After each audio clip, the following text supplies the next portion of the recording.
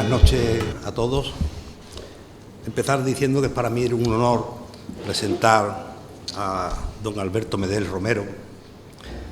Y en segundo lugar, decirle a él que me he tomado la licencia de su amplísimo currículum, a pesar de su envidiable juventud, lo he tenido que resumir, porque, como he dicho antes, es amplísimo y estaría yo más tiempo leyendo su currículum que él a lo mejor exponiendo su ponencia. Decir que, como saben la mayoría de los presentes, don Alberto Medel Romero es sanluqueño y, como dato del mundo de la prensa rosa, que está casado y tiene 3 hijos. Si pasamos además ya sanluqueño, lo he dicho. Si pasamos a sus datos académicos, evidentemente, como podemos, es militar de carrera de la escala superior de oficiales del Cuerpo General del Ejército de Tierra, obtenido en 1998, y como podemos ver por sus hombreras, las 2 estrellas de 8 puntas, pues teniente coronel. Además, oficial especialista en carros de combates, piloto de helicópteros de combate, piloto instructor de helicópteros, piloto comercial de helicópteros, oficial de mantenimiento de helicópteros, piloto de pruebas de helicópteros y observador de misiones de mantenimiento de la paz. Como anécdota os diré que me he montado 3 veces, me he embarcado 3 veces en helicóptero, prometí la última vez no hacerlo más, pero si fuera la 4ª con don Alberto, tiraría la promesa por la borda. Me da mucha seguridad.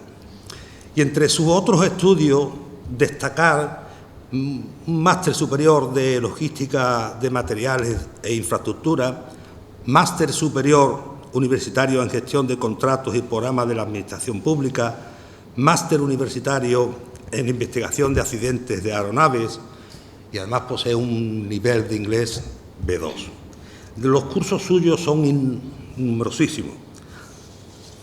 He destacado fundamentalmente el curso de seguridad de vuelo en el Instituto de Seguridad Aérea francés, París 2008, patrón de embarcación militar, piloto de helicópteros del Ejército del Aire y en su experiencia profesional idem, amplísima. Lo voy a hacer gráficamente, estoy leyendo lo que está subrayado. Lo que yo antes he dicho humildemente he considerado más destacable, ¿no? En su experiencia profesional, numerosísima, pues destaco analista de inteligencia en el Cuartel General Internacional de la OTAN en Kosovo, jefe de compañía de infantería ligera en Mahón y Ceuta 2003, jefe de compañía de plana mayor y servicio en Sevilla, jefe de la unidad de vuelo de la brigada Non Plus Ultra en Irak, jefe de la unidad de vuelo de la operación ISAF de la OTAN en Afganistán, jefe y últimamente, en la actualidad, jefe de la unidad de mantenimiento del Parque Central de Mantenimiento de Helicópteros. Y en sus destinos, algo así como Willy Fogg, siempre de un lugar para otro y con la maleta a cuesta, ¿no? Lógicamente, Academia General de Militar de Zaragoza, los 2 años preceptivos, para luego pasar a la Academia de Infantería en Toledo, donde él salió con el empleo de teniente y yo solamente salí de alférez, Alberto. Me acuerdo de Cerro Cortado y de otros lugares que se pasaba tantísimo frío. Igualmente estuvo en el Regimiento de Infantería La Reina número 2 de Córdoba, Centro de Enseñanza de Helicópteros de la FAME en Colmenar Viejo, Batallón de Helicópteros de Maniobra número 4 en Sevilla, Batallón de Infantería Ligera número 2 del Regimiento de Infantería Palma 47,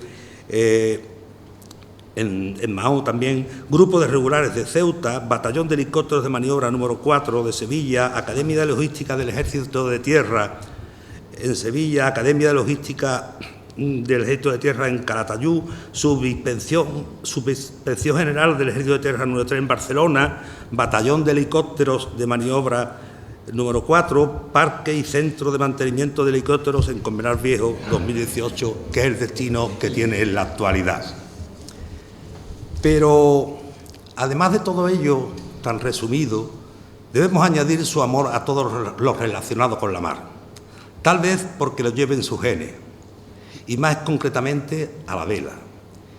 Y si ya dijimos que es patrón de embarcación militar, también es patrón de embarcación de recreo y monitor y entrenador de regatas de vela.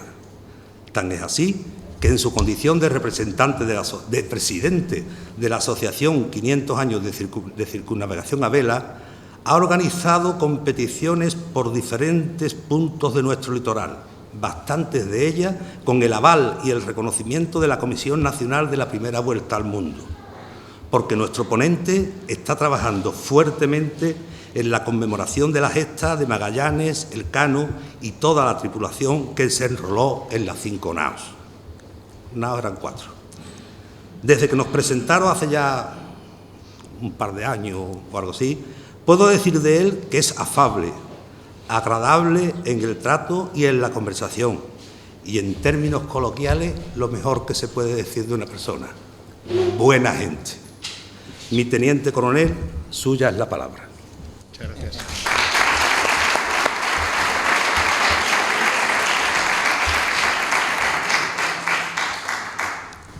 Voy a cogerle. Gracias, Alberto.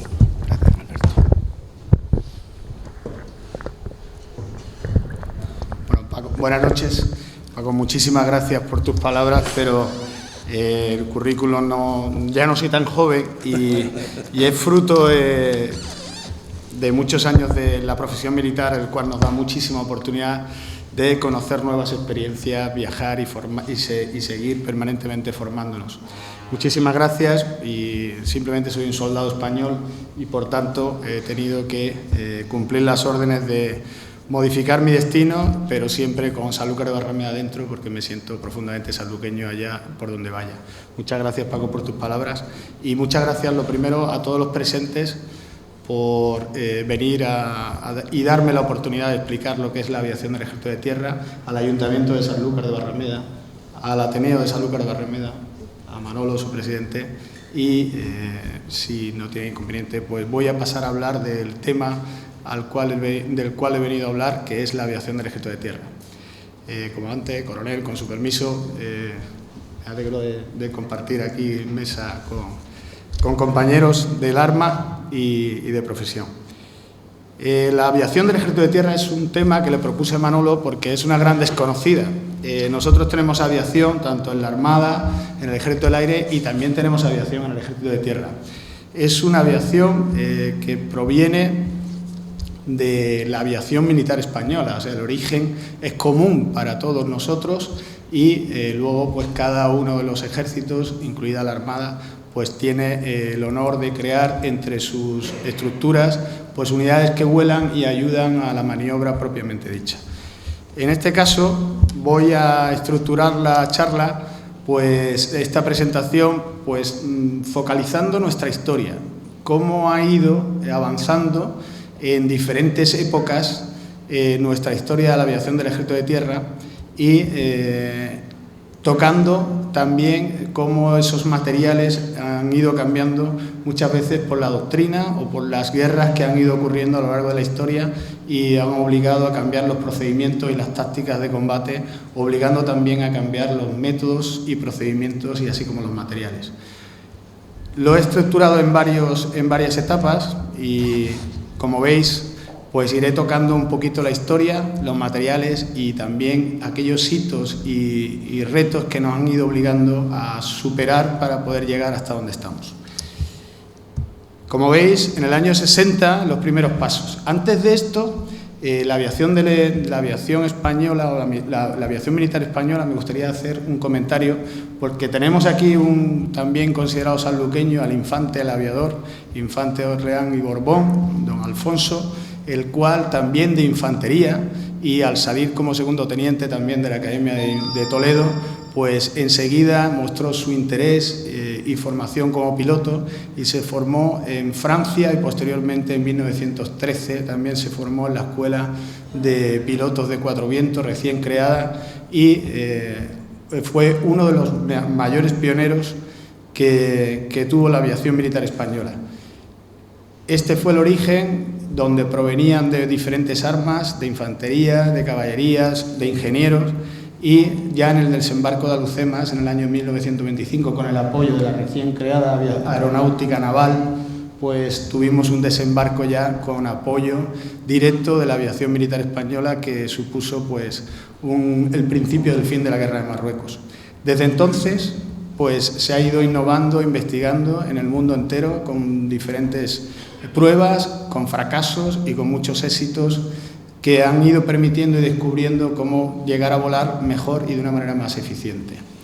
Como he dicho antes del nacimiento, en 1958, Estados Unidos, un tratado bilateral con España, pues hay un acercamiento y nos ayudan con una serie de aeronaves y formando a una serie de pilotos, tanto de ala fija como de ala rotatoria, perdonadme. Helicópteros para nosotros son ala rotatoria, es un avión de ala rotatoria que tiene pues una sustentación en un ala que está constantemente girando, y me llamaréis o me oiréis hablar de los dos, helicópteros y rotary wing, o como se dice en inglés, o ala rotatoria.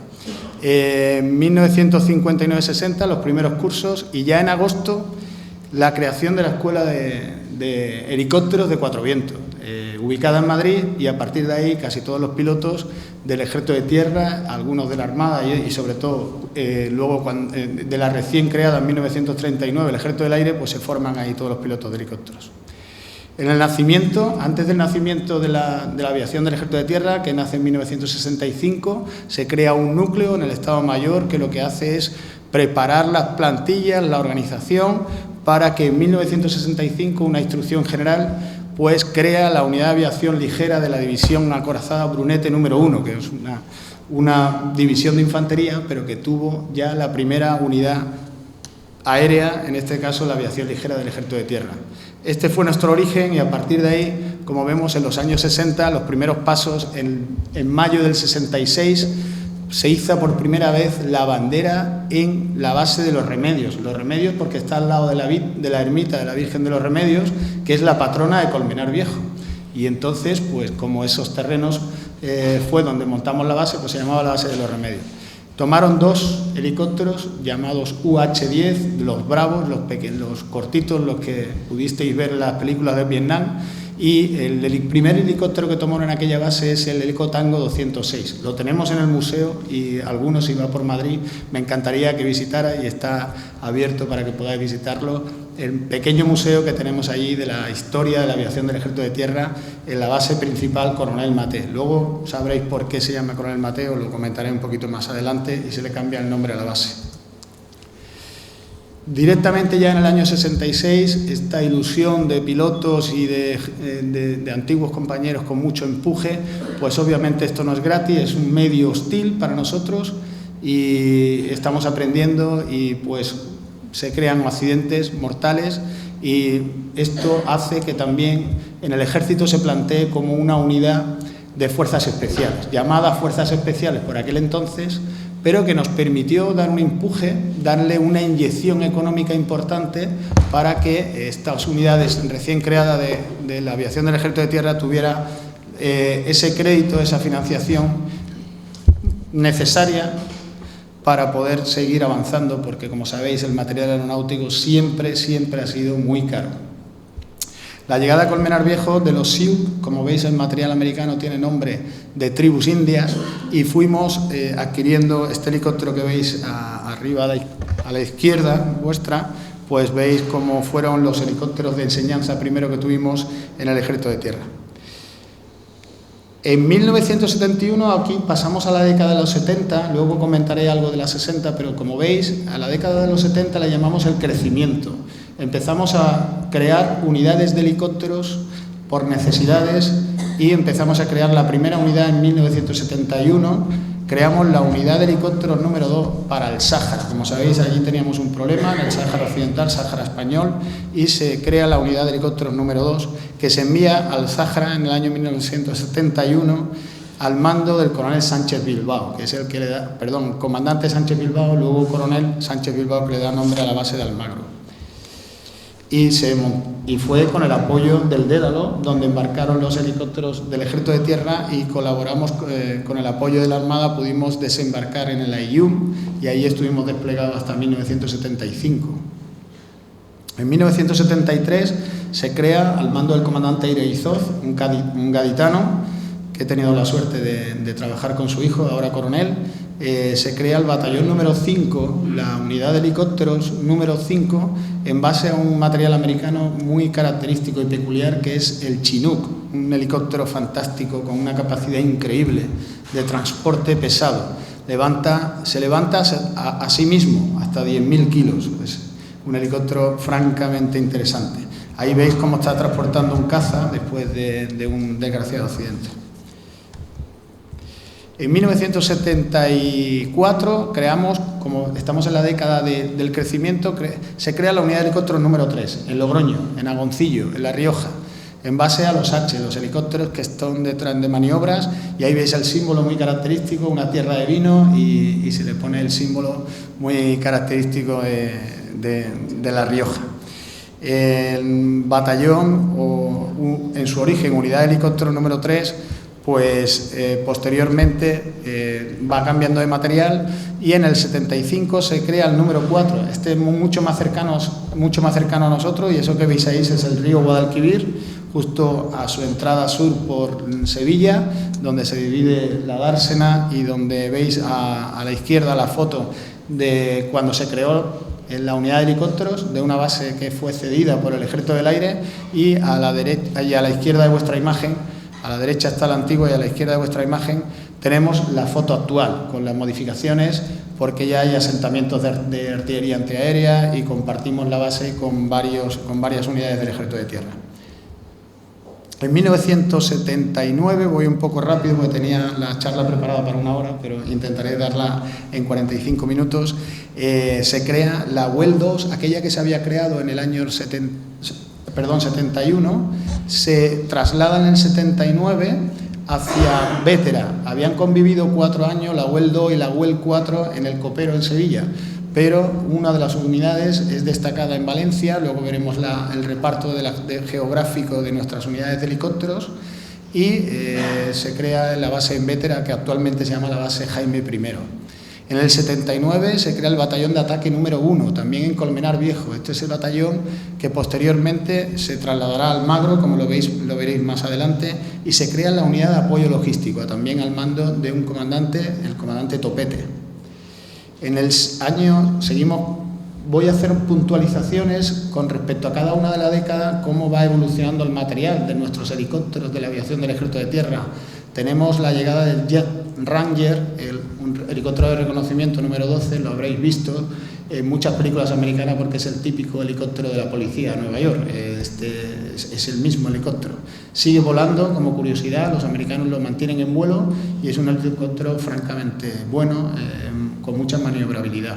En el 71 llega el HU-10, que luego va avanzando a su versión Charlie, que es un poquito más largo que el Bravo que habíamos comentado antes de los años 60.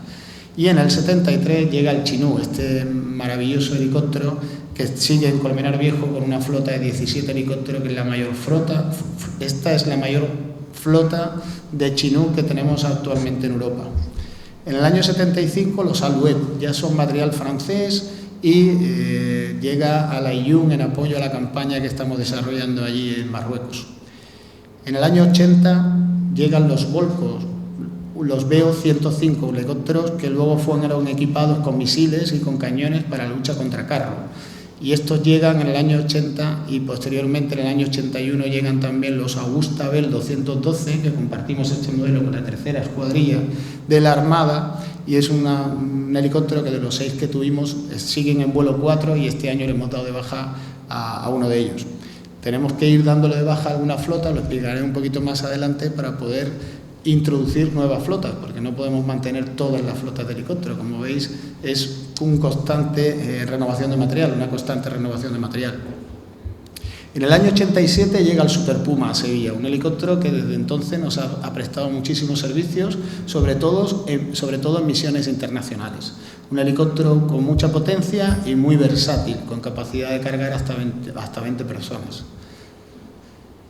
Algunos hitos históricos: con el año 80 se proclama el estandarte, o se iza, la entrega oficial de Su Majestad la Reina Doña Sofía hace entrega del estandarte de la FAME. Esto es un hito importante porque se nos reconoce como una unidad ya de solera en el Ejército de Tierra y se nos entrega lo que es el equivalente de la bandera, pero para una unidad con movilidad como era la caballería, que ostentaban, en vez de una bandera, ostentaban el estandarte, que al fin y al cabo es lo mismo, no es la enseña nacional la que llevamos. En el año 83, como he dicho antes, los volcos se trasladan al Magro, que es esa foto que tenéis ahí, que actualmente sigue llamándose la base de Coronel Sánchez Bilbao, y es una base que se crea nueva para este material y para esta unidad. En el año 84 se crea el Batallón de Canarias, en Tenerife, en Los Rodeos, al mando del que había mandado anteriormente la unidad logística, Ignacio Topete, pues ya de teniente coronel es jefe del batallón. Y hago algunas puntualizaciones de por qué vamos cambiando de material. Fijaros la importancia que tiene en los años 60 el helicóptero. Estamos en plena guerra de Vietnam y una zona muy boscosa, muy difícil de movimiento, el enemigo es asimétrico, el enemigo está aislado, no hay un frente definido en la guerra, sino que el peligro podría estar en cualquier sitio, con grandes distancias y sobre todo con muy poca capacidad de movimiento, o sea, el movimiento por tierra era muy difícil.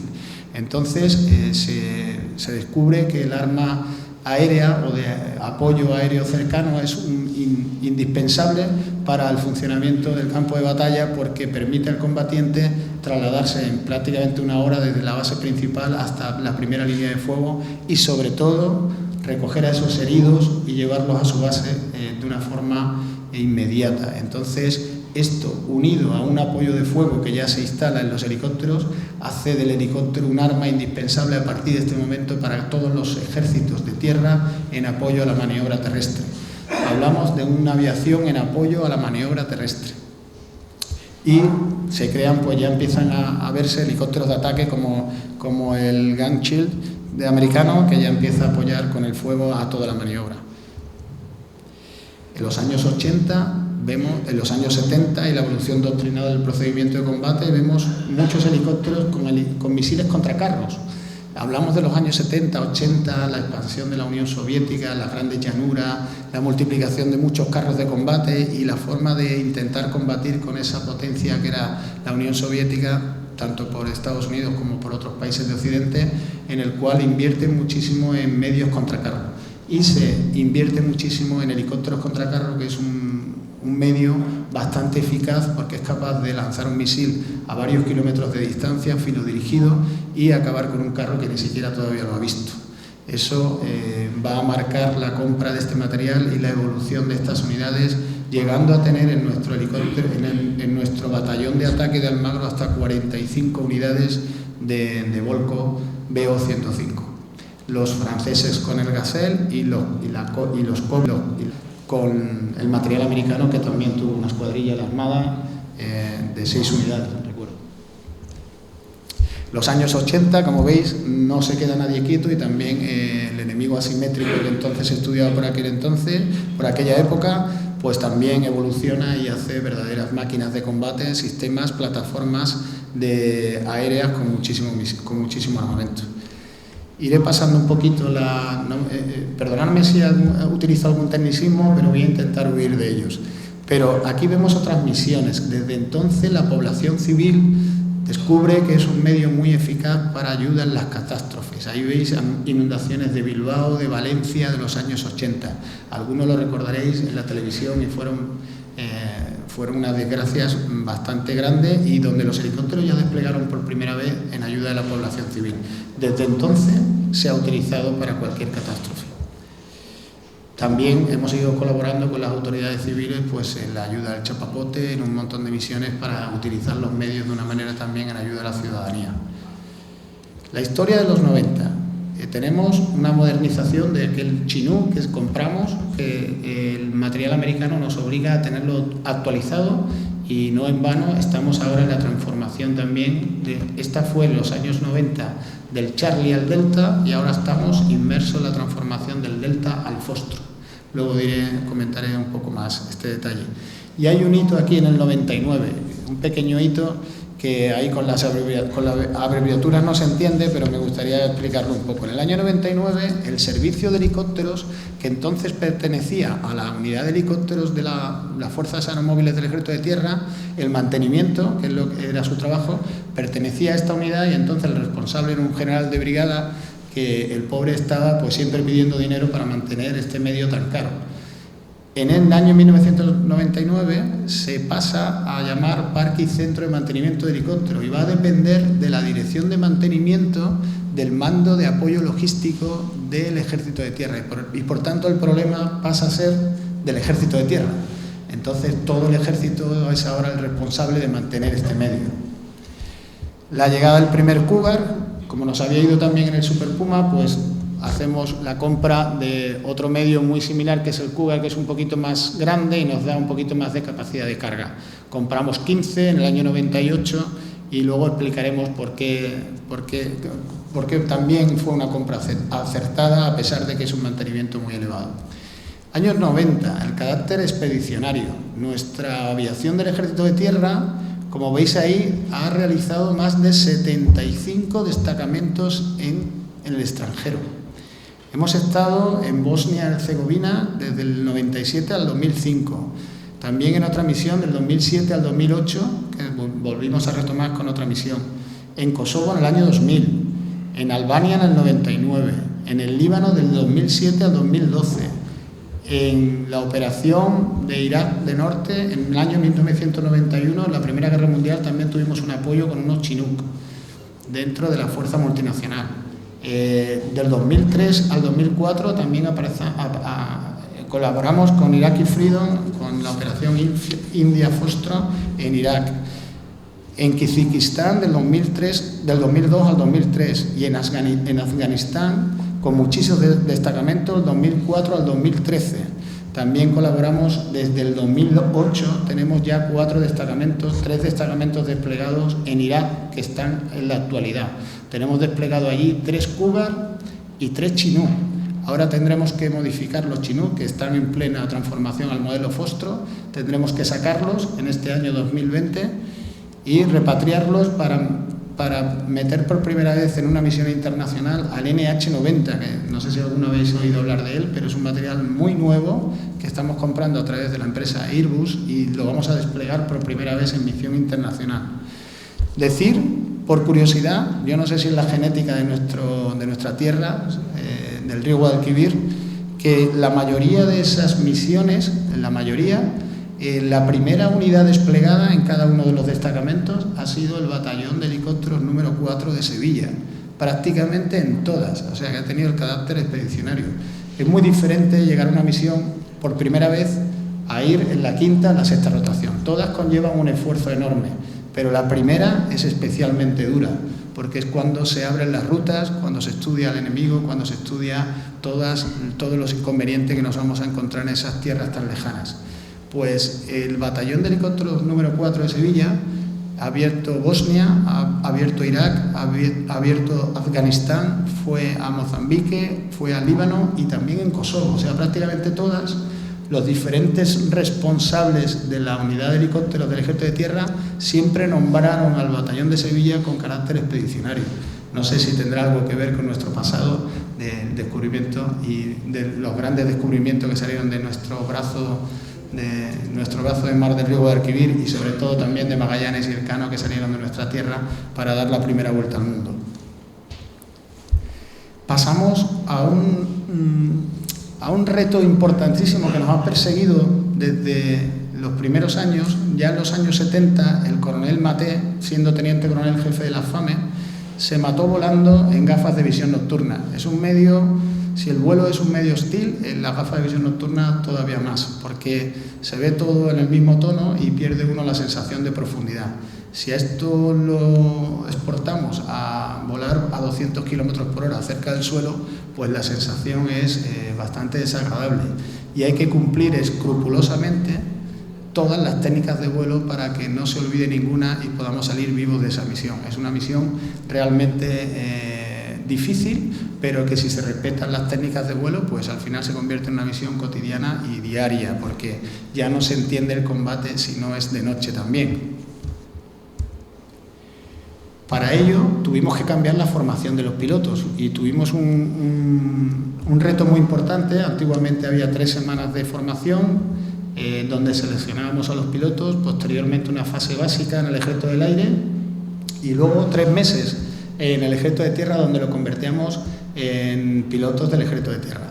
El nuevo diseño, yo soy de la segunda promoción del nuevo diseño de la formación de los pilotos completa, que ya llamamos nosotros Full Kit, donde sale con todas las especialidades. Desde el año 1997 introducimos, igual que antes, la fase de selección, la fase básica en el Ejército del Aire, donde nos hacemos pilotos del Ejército del Aire y nos permiten llevar el reconocimiento, que es el Rokiski típico del Ejército del Aire, ese que llevamos todos los pilotos del Ejército de Tierra, y luego hacemos una fase de más de 10 meses en el Ejército de Tierra, donde nos convertimos en pilotos de apoyo a la maniobra terrestre, estudiando todas las maniobras tácticas, el vuelo de gafas de visión nocturna desde el principio para que el piloto se vaya familiarizando con este medio, y también el vuelo instrumental, que es como vuelan todos los aviones comerciales y que nos permiten con visibilidad reducida poder movernos de un aeródromo a otro o de un punto a otro con unas técnicas de vuelo también diferentes a la del vuelo visual. Tenemos en el año 2000 unos retos nuevos. Llega el Eco Charlie, lo podéis ver en la Guardia Civil, en la Policía Nacional, y nos obliga el material a ir cambiando. Luego diré por qué en el año 2004 tenemos un grave problema que hemos ido solventando y que todavía estamos en vías de solución. En el 2007 compramos el Tigre, entonces Eurocopter y ahora Airbus Helicopter, que, como sabéis, es una empresa que se fusiona toda la aeronáutica europea y apuesta por nuevos modelos, y ya España se hace con el Tigre. Actualmente tenemos 24 Tigres, estamos modernizando parte de ellas, y los 6 primeros que obtuvimos de segunda mano franceses, pues estamos todavía en procedimiento de baja o de reconversión al nuevo modelo. El Tigre es un helicóptero de ataque pues, que tiene una gran capacidad, es un sistema de arma con gran potencia de fuego, porque tiene misiles aire-aire, misiles aire-tierra, y tiene cañón de 30 milímetros, y es un sistema de arma con una potencia de fuego descomunal, y realmente para los que volamos y somos de helicópteros de maniobra y de transporte, pues nos da muchísima seguridad que un helicóptero Tigre con esos medios de visión y detección pues vayan delante nuestra, reconociendo el terreno y escoltándonos. Como veis, en los años 2000 la crisis llega para toda España y también para el Ministerio de Defensa, y se cierra, se desactiva, se disuelve el batallón de helicópteros número 2, aquel Yahuel 2 que nació en el Sáhara, que convivió unos años en el Copero Sevilla y luego se fue a Vétera. Pues esa se disolvió en el año 2008. Pero un año antes, o 2 años antes, en el año 2006, se crea la UME, que no es de ningún ejército, es de órgano central y compuesto por personal de tierra, mar y aire, y demanda ese apoyo a la sociedad civil para poder solventar todos los problemas de los desastres, y demanda una unidad de helicópteros, y volvemos a crear en la misma base, con casi el mismo personal, el batallón de helicópteros de emergencia número 2. Mantenemos el número 2, y desde entonces pues tenemos allí el batallón, que es orgánicamente dependiente del Ejército de Tierra, de la aviación del Ejército de Tierra, de las fuerzas aeromóviles del Ejército de Tierra, pero que funcionalmente, y el que le da las órdenes y se prepara, es para cumplimentar órdenes de la unidad militar de emergencia. Los grandes retos del futuro voy a hablar, pero primero quiero comentar de qué problemas tuvimos en los años 2000, en la década del 2000 al 2010. Fue una disminución de piloto muy drástica, porque estaba la crisis, había compañías aéreas de helicóptero que demandaban muchos pilotos, y perdimos muchísimos pilotos que se fueron a volar a la vida civil.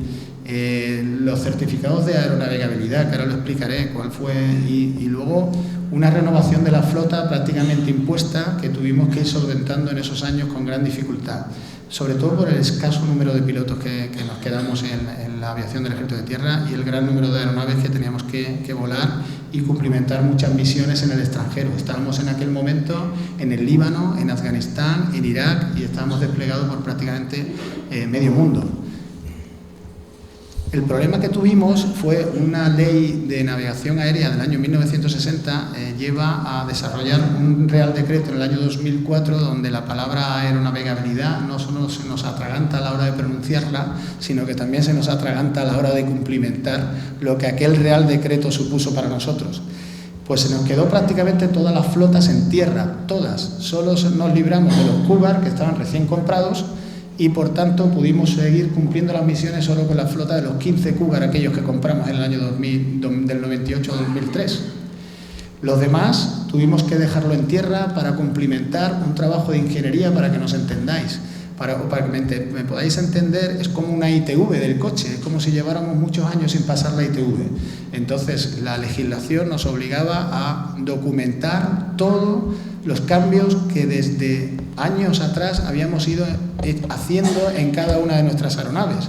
Y eso era un trabajo de chinos, era un ingeniero dedicado a cada una de las matrículas, porque cada flota tiene muchas matrículas y cada matrícula tiene unos sistemas diferentes. Como trabajamos con operaciones especiales, pues le poníamos los sistemas para trabajar con ellos. Y así hemos ido modificando dentro del entendimiento de lo que estábamos haciendo lo mejor posible, pero no estaba avalado por un servicio de ingeniería certificado. Y esto supuso pues una gran inversión y tuvo un impacto enorme en la flota de la aviación del Ejército de Tierra. Por ejemplo, antes del 2004 teníamos apoyo del Ejército del Aire, pero a partir de ese momento tuvimos que contratar y formar y vimos el problema real que teníamos de ingeniería del Ejército de Tierra. No teníamos ingenieros aeronáuticos dentro del Ejército de Tierra. Teníamos unidades de vuelo, pero no teníamos ingenieros aeronáuticos. Y tuvimos que contratar y definir qué número necesitamos para poder solventar, no en ese momento que lo tuvimos que contratar, sino en el futuro. Y en la situación actual, en el año 2019, en la unidad a la que yo pertenezco, en el Parque y Centro de Mantenimiento de Helicópteros, ya tenemos 7 ingenieros aeronáuticos superiores del Cuerpo de Ingenieros Politécnicos del Ejército de Tierra, tenemos funcionarios, ingenieros aeronáuticos, funcionarios del Ministerio de Defensa que están en nuestra unidad y tenemos también un contrato con una empresa que colabora desde hace muchísimos años con Defensa, que es Indra, en el cual nos da un soporte de 20 ingenieros aeronáuticos. Con lo cual, pues ya casi 40 ingenieros aeronáuticos están trabajando en el parque donde yo estoy destinado para que estos problemas de aeronavegabilidad estén solventados. No solo para el certificado anual, sino que también estamos creando unidades de diseño, unidades de ensayo en vuelo y ahora comentaré algún detalle. Ese es el programa que teníamos en el año 1990. Veníamos de 234 naves en los años 80. Recordáis que en los 70 fue crecimiento, compramos muchas aeronaves. En los 80 teníamos 200, muchas aeronaves. En los años 90 teníamos 170, mucho material americano. Y en el año 2020, para el año que viene, lo que preveemos es en torno a 100 aeronaves con modelos nuevos. Tenemos el Eco Charlie, el Tigre, el NH90, el Cougar, lo seguimos manteniendo, y el Chinook. Y tenemos aquí hacia dónde queremos ir en el año 2040, pues con estos 4 modelos, pero con la última versión que ya están en fase de transformación. Como sabéis, el material aeronáutico está constantemente cambiando. La única constante es el cambio permanente que decimos nosotros, ¿no? Es el cambio permanente. Ahí está la foto de los helicópteros que hemos dicho que se quedarán en estos años en la aviación del Ejército de Tierra y apostamos por estos modelos para además fomentar nuestra industria aeronáutica española que tiene gran inversión en las empresas como Airbus.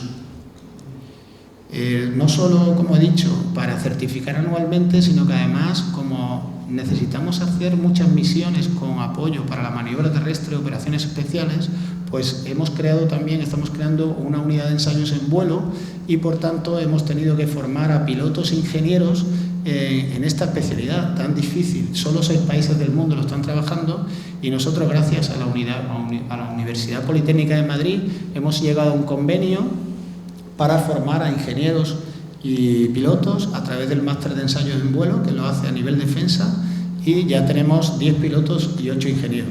Este año ha salido una plaza para un piloto del máster de ensayo en vuelo y parece que tengo la suerte de que me lo van a dar, con lo cual estaré el próximo año bastante ocupado con este gran reto. Organismos internacionales, pues tenemos desplegado también en Alemania, en Francia y en la OCAR, que es un organismo de gestión de cooperación para el armamento europeo, donde dependen algunos grandes programas como por ejemplo el Tigre. Y en los años 2000 vemos una necesidad imperiosa, y es que estos nuevos modelos tenemos un gran problema con estos modelos, y es que la hora de vuelo es muchísimo más cara que los modelos que teníamos anteriormente. Entonces necesitamos simuladores, porque la hora de simulación es mucho más barata y nos permite no solo instruirnos, sino que también adiestrarnos como unidad. Entonces, la necesidad de formar simuladores, en el año 2003 ya el de Chinú, en el año 2005 el de Cúbar, en el año 2010 el del Tigre, en Almagro, en el 2017 el de Eco Charlie, que ya está funcionando también en el edificio que veis ahí a la derecha. Y, por último, este verano inauguramos el simulador de NH90 en La Rioja, en Agoncillo, allí en Logroño. Esta composición de simuladores lleva un movimiento completo. Para que os hagáis una idea, dentro de esa bola que se ve ahí está recreada al milímetro la cabina del helicóptero, como si nos montáramos de verdad en él. Y vemos proyectado en más de 180 grados, en muchos ángulos, proyectado el movimiento real tanto de la máquina en 3 ejes como de la imagen.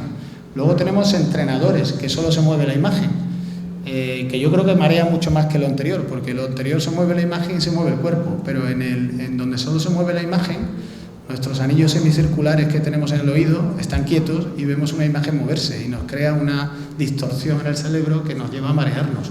Por lo menos se marea mucho más gente en el entrenador que no se mueve que en el simulador. Y por último, unas aulas informáticas donde podemos ir implementando y aprendiendo de las emergencias de cada uno de los modelos.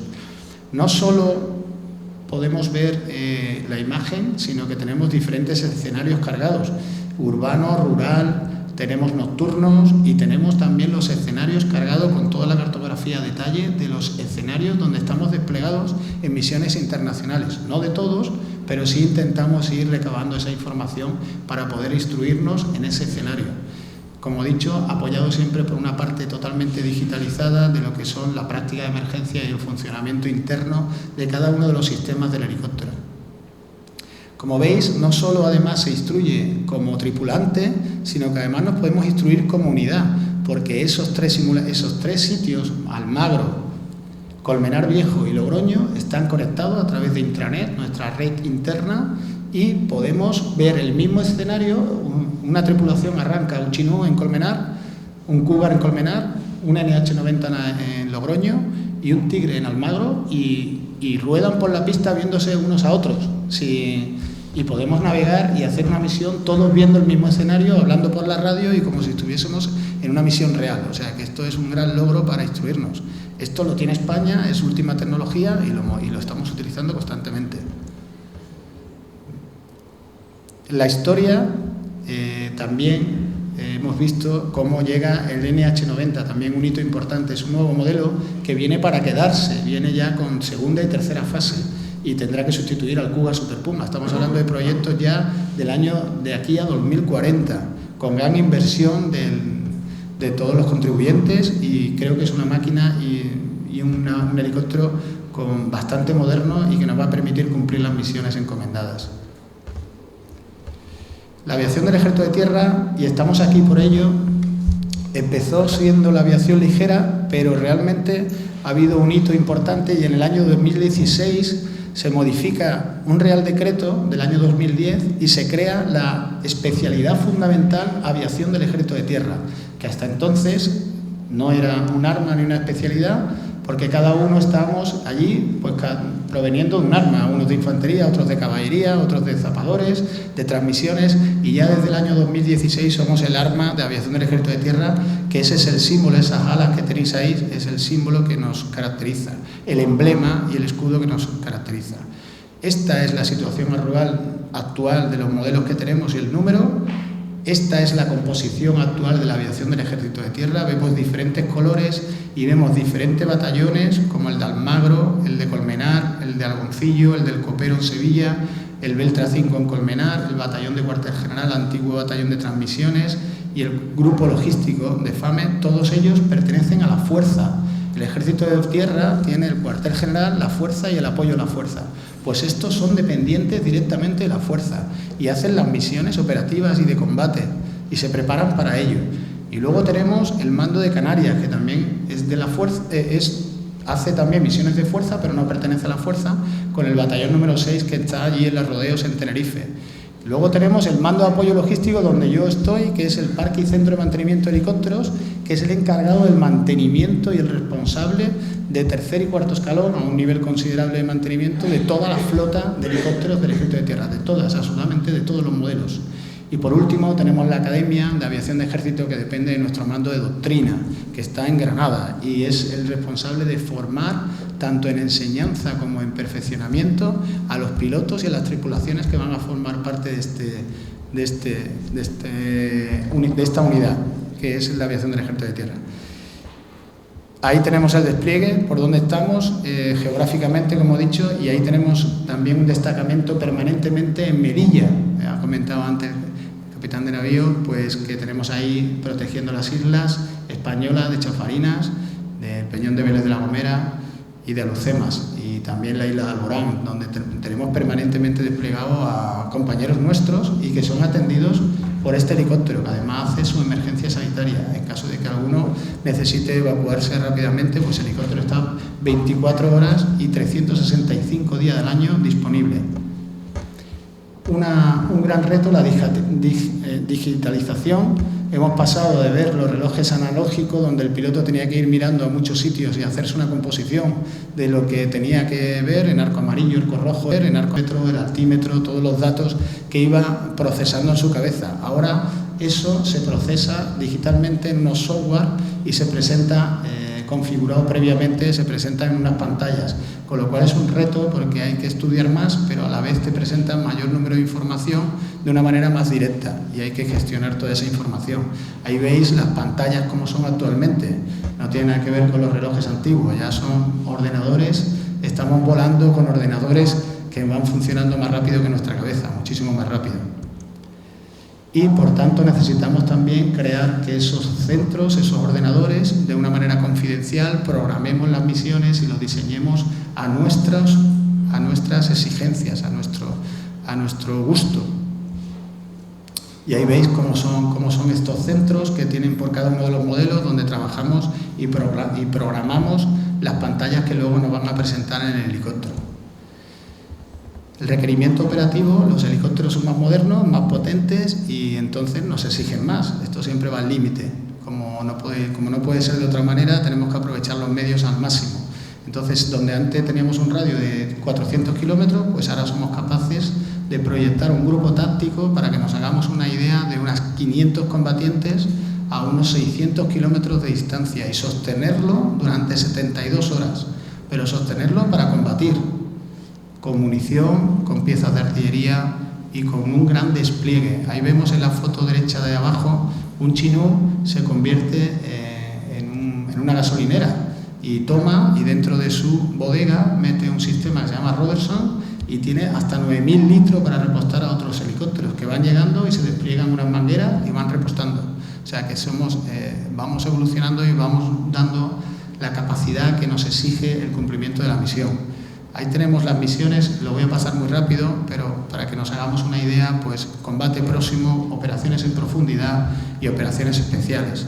Tenemos una unidad, el Special Operation Air Task Unit de Rotary Wing, que es de los únicos países, o tenemos la suerte de tener esta capacidad que no todos los países la tienen. Y en colaboración con la Armada y con el Ejército del Aire hacemos y constituimos un grupo táctico de helicóptero con varios modelos, transporte, ataque y transporte pesado, para poder cumplir operaciones especiales en profundidad, en cualquier parte del mundo y en cualquier momento.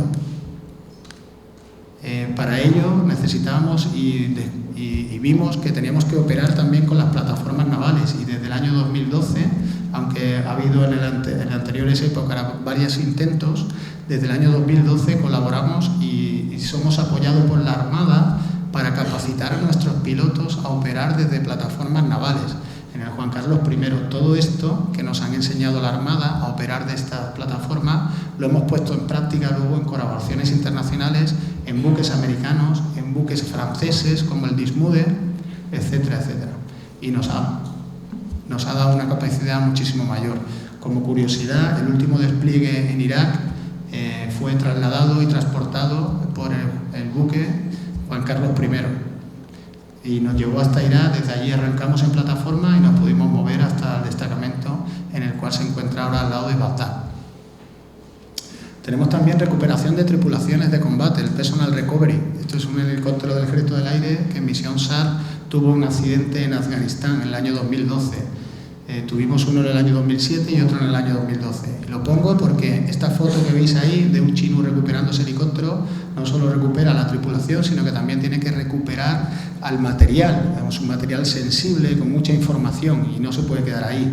Tenemos que sacarlo de ahí como sea. En el año 2007 tuvimos que dinamitarlo, pero esta vez lo pudimos sacar con un chinú. Aprovechando que estaba allí el chinú y que podía con él, pues lo sacamos. Esto lo habéis visto en una película que se llama Tierra Hostil, que se ha hecho precisamente de esta operación, del rescate de este helicóptero y de lo que sufrieron allí cuando tuvieron el accidente. Seguiremos trabajando con las autoridades civiles, el batallón de la UME, tanto en transporte medio como en transporte pesado para cualquier tipo de catástrofe, incluida también el tema de inundaciones, incendios, terremotos, etc. Cada vez más especializado. Y, como no, llegan los sistemas aéreos tripulados por control remoto. Esto, que al principio no nos gustaba nada a los pilotos, ha venido para quedarse y ha venido para pisar fuerte. Y, como no puede ser de otra manera, nuestro ejército se puso las pilas y ahora tenemos 7 modelos volando. Prácticamente 7 modelos diferentes, el PASI, el Orbit, el Fullmach, muchísimos modelos que nos permiten ver en tiempo real con cámara lo que está pasando.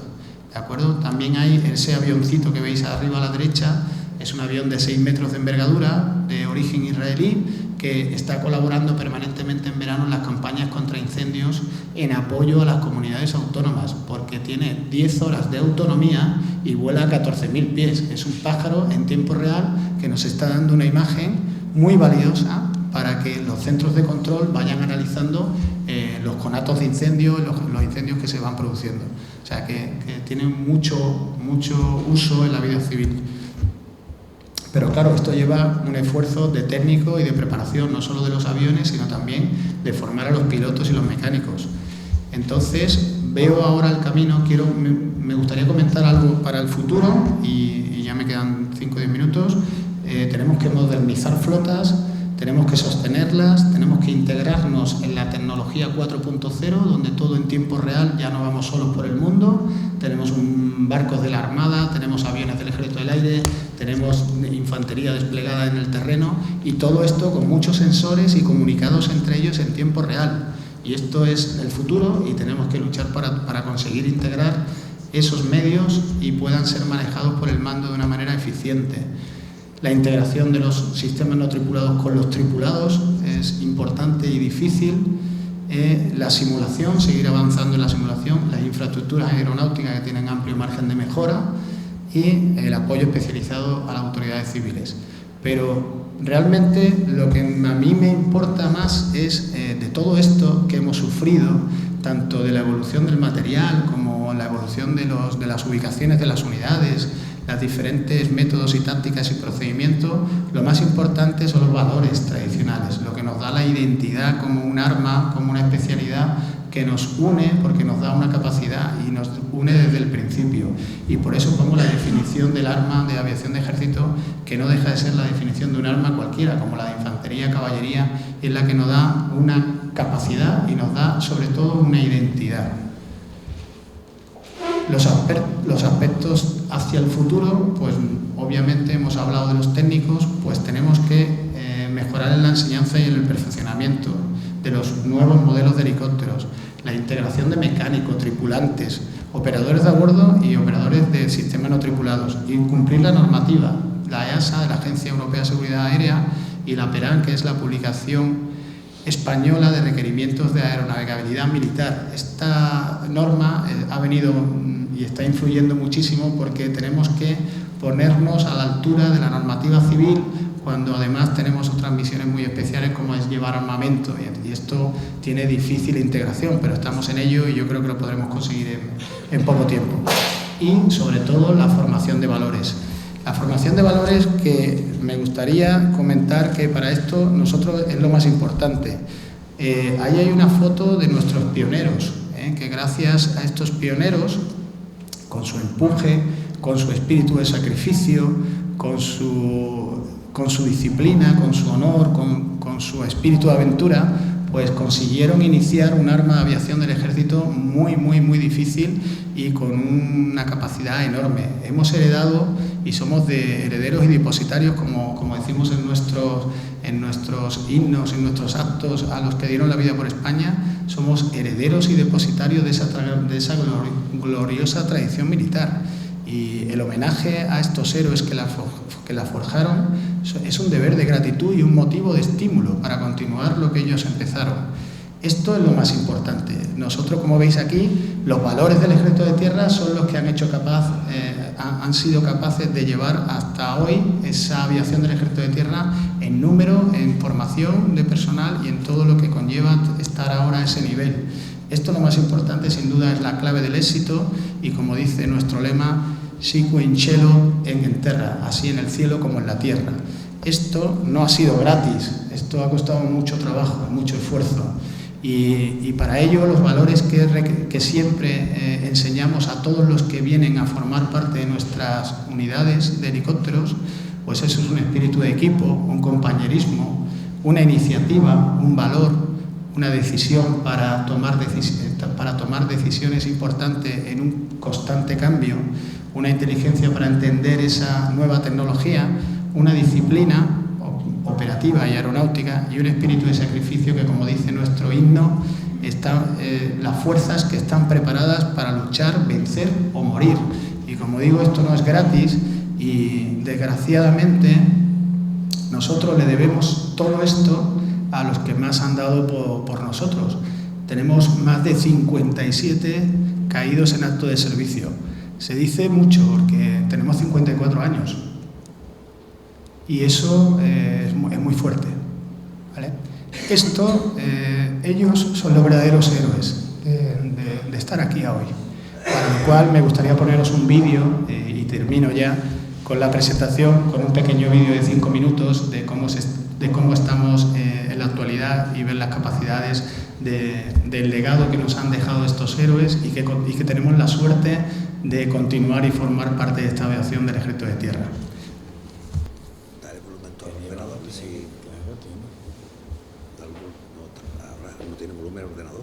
No está al máximo, coño. Eso es. El que menos sabe de tecnología. No tenemos suerte tú, ¿no?